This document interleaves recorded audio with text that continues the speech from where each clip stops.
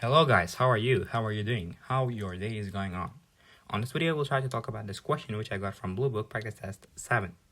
This is linear function and it is easy question. By that I mean we don't even have to use decimus. We don't even have to spend our time for typing in this question to the decimus. We can easily solve it by ourselves. So let's read it together.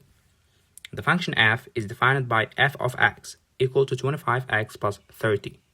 What is the value of f of x when x is 2? So I hope you know that we can write f of x as y, yep? So let's write it.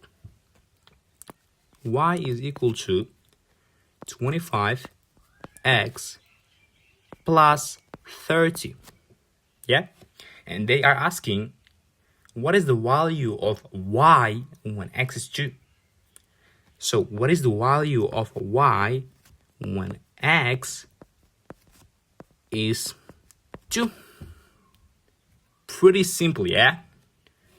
So y is equal to 50 plus 30, which we will have what kind of number? 80. That's it. The answer for this linear function is 80. And we can check it out.